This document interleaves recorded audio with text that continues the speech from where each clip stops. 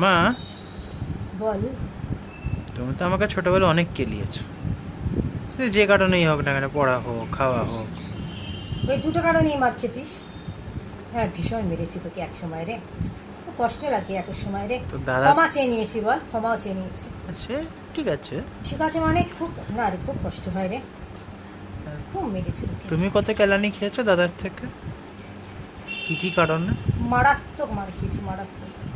সেটা এখানে সেই তুলনায় তুই এইটুকুও খাসনি, মারাত্মক। কি শুনতে চাইছিস সেগুলো? তো বলো, শুনবো একটু কেলানি কে ভাই খেয়েছো। কেলানি? এটা আবার কি ভাষা? হুম, এগুলো আবার ভাষা হলো তো? এখন কেলানি বল। এখন ভ্যাখন জানি না, এইসব ভাষা তুই বলছিস? হুম, তুই বলছিস আমার ছেলে হয়ে? ভালো কথা। মার ভীষণ খেয়েছি, হ্যাঁ, কারণে অকারণে ভীষণ মার খেয়েছি, এই আর কি ব্যাপার। আচ্ছা, দাদার তো যখন তখন কথায় কথায় খুব মেজাজ গরম হয়ে যেত, সে বলে না চণ্ডাল রাগ, মারাত্মক মেজাজ গরম হয়ে যেত। এমনি একটা ঘটনা বলি, রাগের একটা কারণ বলি তোর দাদার। হুম, নাচের স্কুল থেকে ফিরছি, হ্যাঁ, অমলের শঙ্করের ওখান থেকে, ঠিক আছে, তা ফিরছি, তা তোর দাদার হঠাৎ হঠাৎ করে মাথার মধ্যে এক একটা জিনিস চাপতো, আর সেটা আমাকে দিয়ে সেটা করাবে, ঠিক আছে। তোমার মতো। তা আমি বাবার মেয়ে, তা সেই জিনিস তো আমার মধ্যেও থাকবে। আর ওই যে বলেছি, বাবাকে খুব আইডল ভাবে চলতাম আমি, তাই বাবার রাগটা পর্যন্ত আমি ক্যাচ করেছিলাম। হুম, হুম, তো এবার আমাদের কি ট্রেন থেকে নেমে, এখন তো ওই ফাঁকা জায়গাটা আমাদের বন্ধ করে দিয়েছে, আর তখন তো আগে কি হতো, ফাঁকা জায়গাটা দিয়ে আমরা ওরমভাবে বের হয়ে যেতাম। হ্যাঁ, হুম, তা সেই সময় নইলে ওভারব্রিজ দিয়ে চলো বা লাইন ক্রস করে আপ লাইন দিয়ে নেমে ওই ঢালুটা আছে, তারপর লাইন ক্রস করে তোমার বেরিয়ে যাও ওরমভাবে। তা বাবা বলছে যে ট্রেন থেকে নেমে এবার হাওড়া দিয়ে যখন আমরা আসি তখন আপেই নামতে হয় আমাদের। এবার বাবা কি করেছে, বাবা আমাকে এই সিঁড়ি দিয়ে উঠিয়ে, মানে ওভারব্রিজ দিয়ে উঠিয়ে একদিন আবার নিচে হাওড়ার দিকে নামিয়ে নিয়েছে। হাওড়ার দিকে নামিয়ে বলছে যে চল আজকে পুরো লাইন দিয়ে হাঁটবি। আর আমার না লাইন দিয়ে হাঁটা সেই সময়টা কোনো অভ্যেস ছিল না, খালি মনে হতো আমি পড়ে যাবো। স্টেপিং করে এরকম এরকম এরকম করে, মানে মানে একটু ফাঁকা ফাঁকা টাইপের তো, মানে গ্যাপ দেওয়া এরকম স্টেপ বাই স্টেপ এরকম। হ্যাঁ, তার মধ্যে কালো কালো সেই কি স্টোন পিচ না কি সব থাকে না, বড় বড় বড় বড়। হুম, আর বাবা বলছে চল এইভাবে হাঁটবি। হুম, এবার লাইন দিয়ে হাঁটা আমার অভ্যেস ছিল না। হুম, এবার বাবা কিছু বলতেও পারছি না, বাবা বলছে চলো হাঁটো। এবার মানে ওই সিঁড়ি দিয়ে নেমে ওইখান দিয়ে পুরো যেখানটা লাইনটা শেষ হচ্ছে, লেভেল ক্রসিং এর ওইখানটা অত দূর অব্দি অনেকটা। আর আমার একটা ভয় লাগছিল কি পেছন দিয়ে যদি ট্রেন আসে, ওটা একটা ভয়। সামনে দিয়ে এলে পরে তো দেখতে পাবো, কিন্তু পেছন দিয়ে হাওড়ার ট্রেনটা এলে তো মেরে দিয়ে বেরিয়ে যাবে। হুম, অ্যানাউন্সমেন্ট দেবে, কিন্তু তখন তো ছোট ছিলাম। এবার হাঁটতে যাচ্ছি, পড়ে যাচ্ছে, লাইন দিয়ে তো আমার হাঁটা কোনো অভ্যেস নেই তো। হ্যাঁ, যতবার পড়ে যাচ্ছি, বাবা না আমাকে কি বলবো তোকে, আর বাবার একটা স্বভাব ছিল, মানে বড় না এই নখটা আর এই নখটা বড় রাখতো বাবা, আর এইখানটা করে না এরকমভাবে ধরে না, এরকমভাবে মাংসটা এরকম চিমটি, হ্যাঁ, রক্ত বেরিয়ে যেত, চামড়াটা ছিঁড়ে দিত বাবা। ততবার করছে বাবা, মোটা ছিলাম না তো, প্যাকেটে এরকম ছিলাম। হুম, আর বলতে চিৎকার করবি না, চিৎকার করলে আরো মারু। হুম, এরকমভাবে বাবা ইয়ে করছে,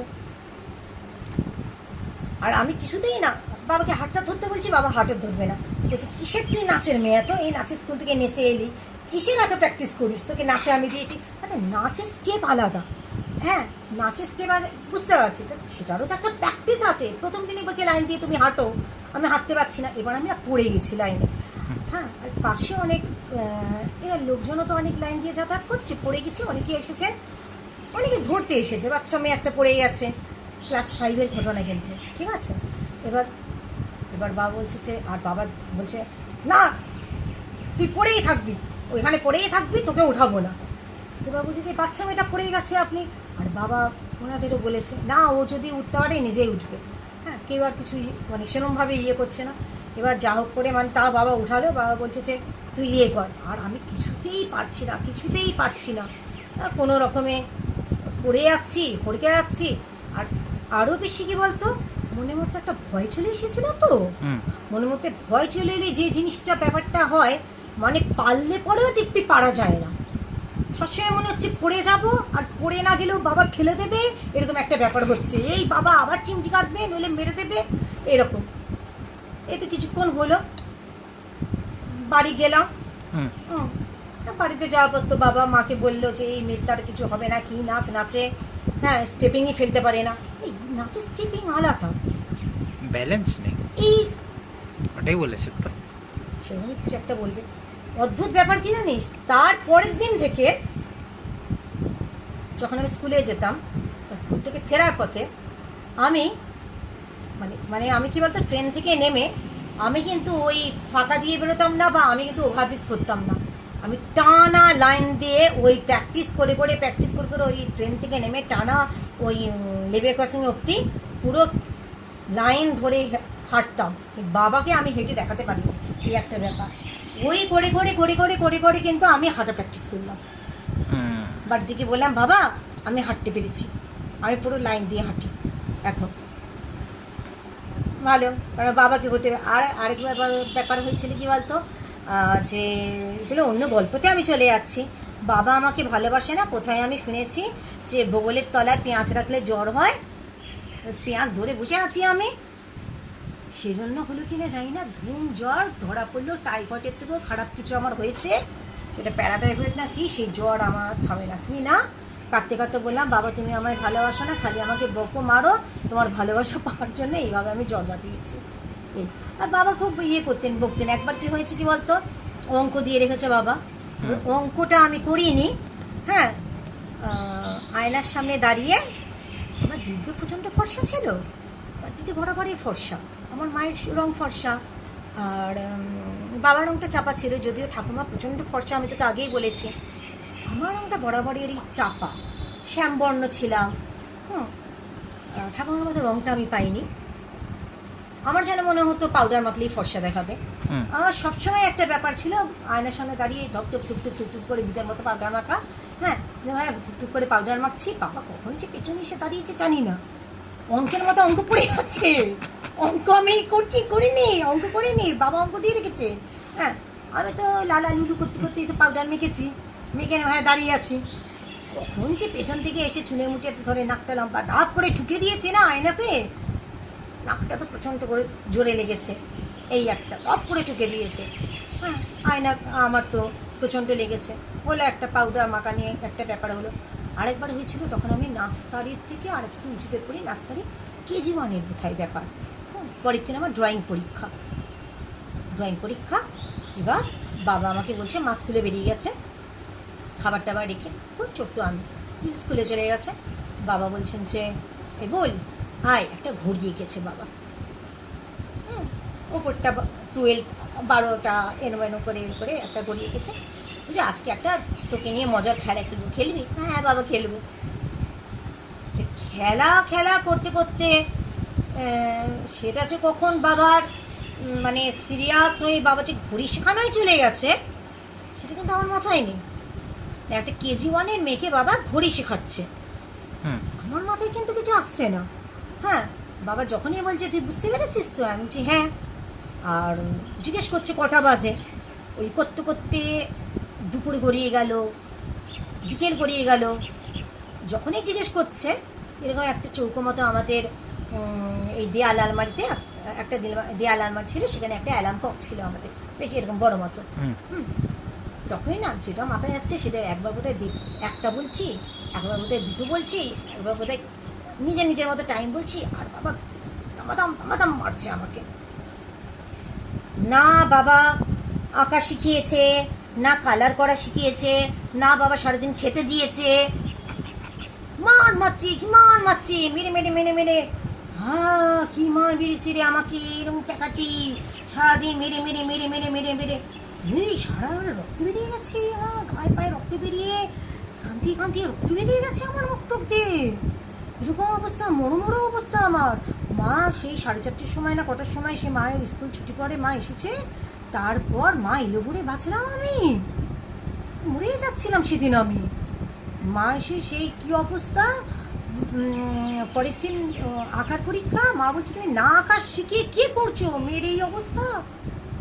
বলে মেয়ে, আমি নাকি জাল, আমার মাথায় কিছু নেই, বাবা ঘড়ি শেখাতে পারছে না, আমি ঘড়ি শিখতে পারছি না। একই কথা। মা বলছে যে পরের দিন কালকে তোমার ড্রয়িং পরীক্ষা, ওকে আমি আঁকতে বললাম, আঁকা শেখাতে বললাম, খাবার খাওয়ায়নি, কিছু না, এইভাবে মেয়েটাকে মেরেছে সারাদিন ধরে।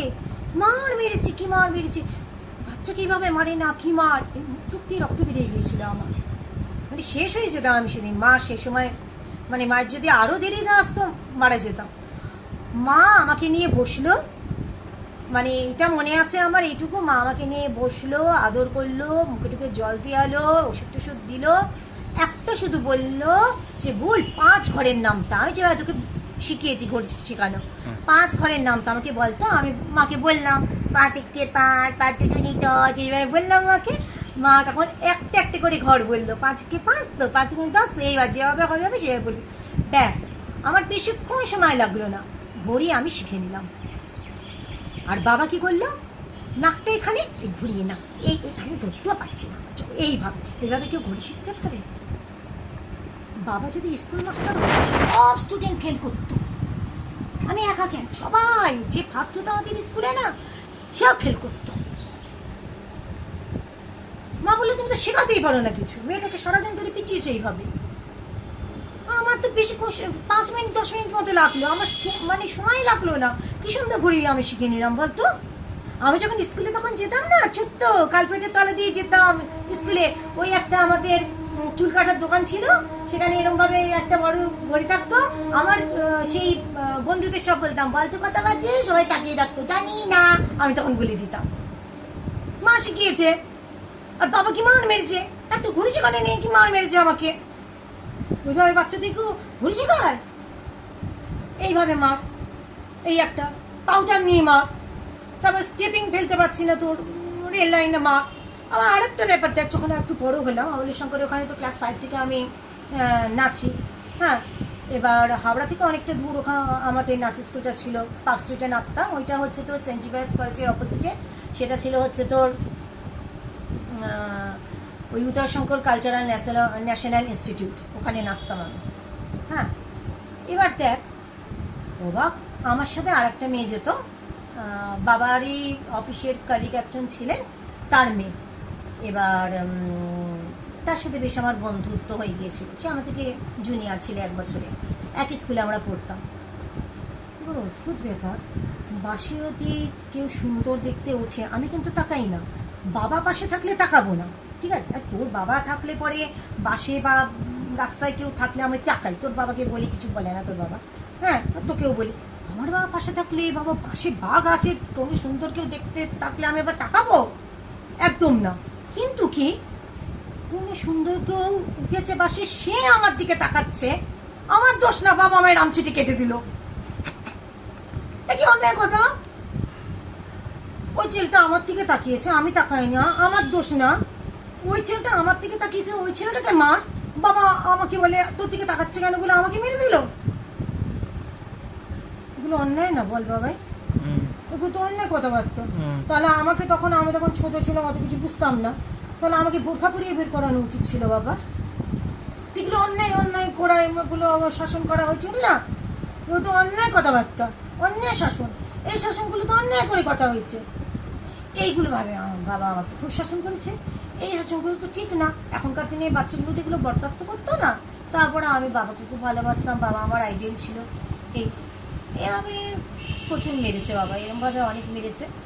এবার একটা জিনিস ছিল, সেটা ঘড়ি শেখানো নিয়েছে, এই মারটা মেরেছিল, তারপর থেকে একটা লাভ হয়েছিল যে বাবা কখনো আমাকে আর পড়াশোনা নিয়ে বসতো না, এইটা একটা ভালো হয়েছিল, কারণ মা স্ট্রিক্টলি বলে দিয়েছিল যে আমার ছোট মেয়ের ব্যাপারে তুমি পড়াশোনাতে কোনোদিনও আর কিচ্ছু মাথা ঘামাবে না, একটা ঘড়ি শেখানো নিয়ে যেভাবে মেয়েটাকে মেরে ফেলছিলে আর কিছুর ব্যাপারে তুমি থাকবে না।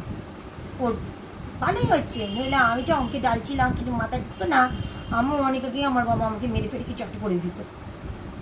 হ্যাঁ, একটা ঘড়ি শেখানো, একটা বাবা আমার তো আঁকা ফাঁকার মা জানি পরের দিন আমি আঁকা ভালোবাসতাম, আমি খুব ভালো আঁকি তা না, কিন্তু পরের দিন আমি না আঁকার পরীক্ষা দিতে যেতে পারিনি, আমার তো ধুম জ্বর এসে গেছিলো, আমার মা এমন মার মেরেছিল না, এরকম টুম টুম টুম টুম ঢোকা ছিলাম, ছোট্ট খাট্ট ছিলাম।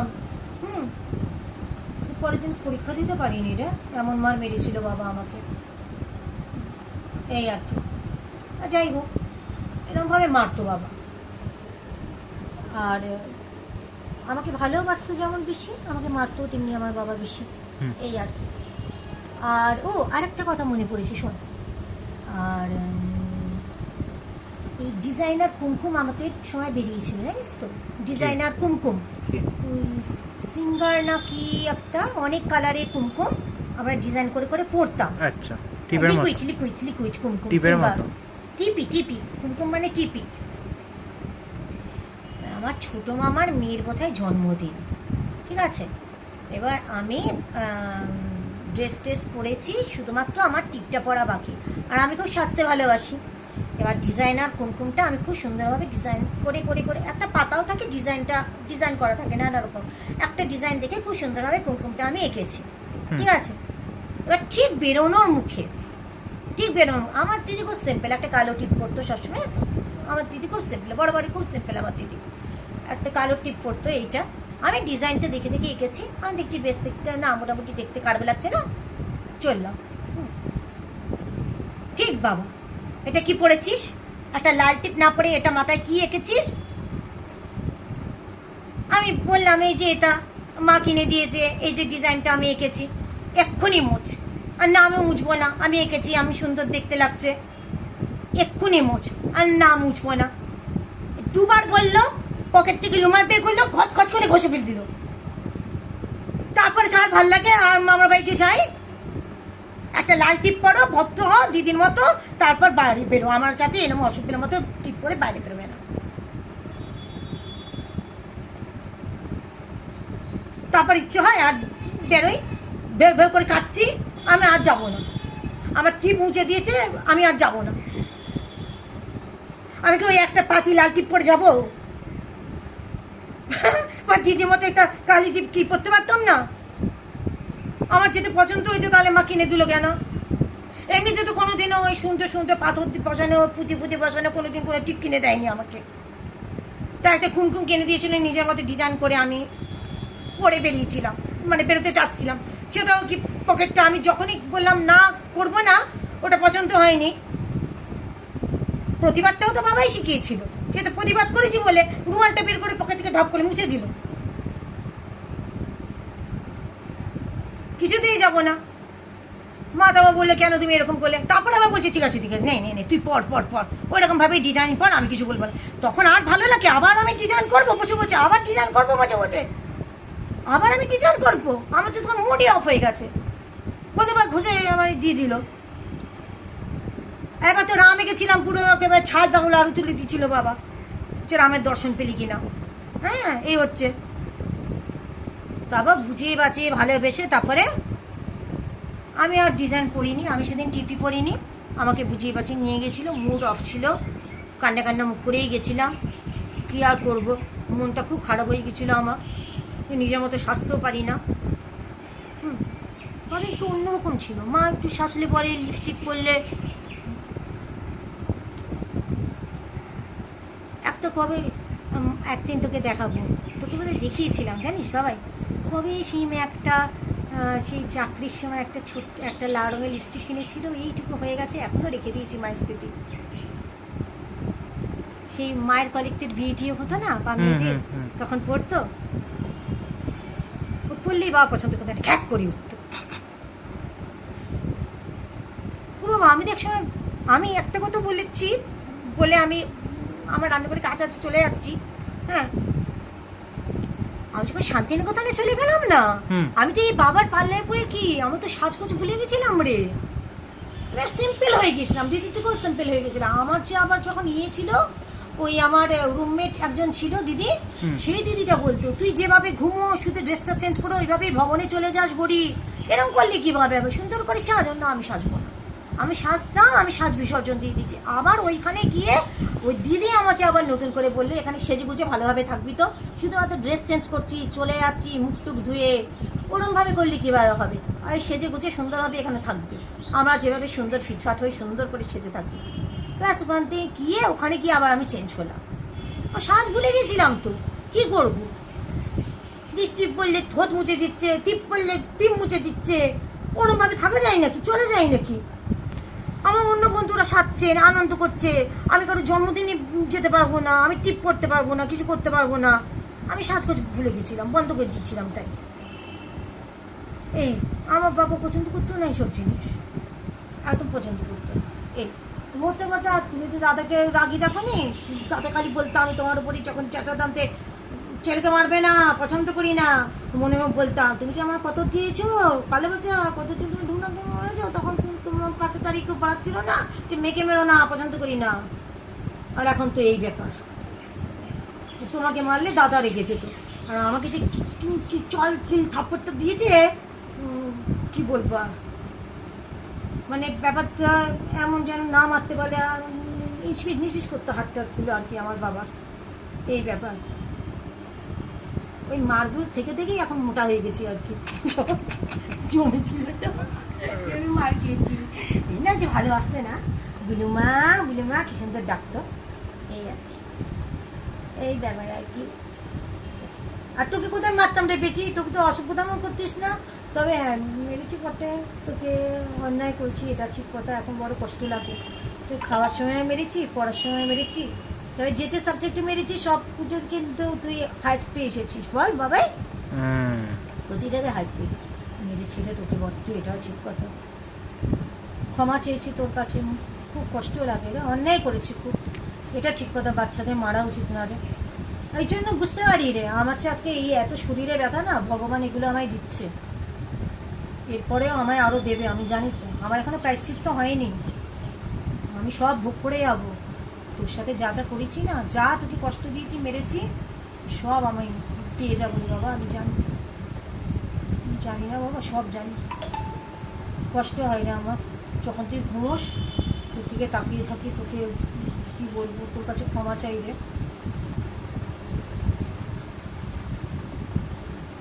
জানি যা হয়েছে সেটা সেটা তো আর ইয়ে করা যাবে না,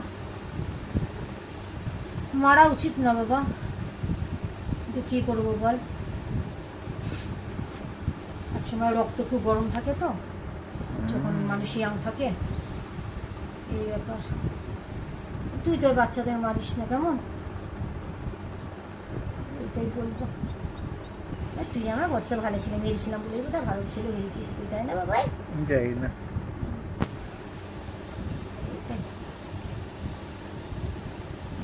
চল, তোর কি এখনো ক্লাস আছে না কি রে বাবাই? না এখন নেই তো, ঠিক আছে, তাহলে আমি রান্নাঘরে কাজ করে আসি, তারপর দুজন মিলে গল্প করবি কেমন? ঠিক আছে, ঠিক আছে, হ্যাঁ ওই ভিডিওগুলো দেখবো, ঠিক আছে, কিচেনের ভিডিওগুলো, হ্যাঁ ঠিক আছে। ঠিক আছে ঠিক আছে ঠিক আছে, চল আমি রান্না করে যাই, আমার চায়ের জল টলগুলো আগে থেকে রেডি করে রেখে দিই, ঠিক আছে, কাজ আছে, ঠিক আছে, যাচ্ছি।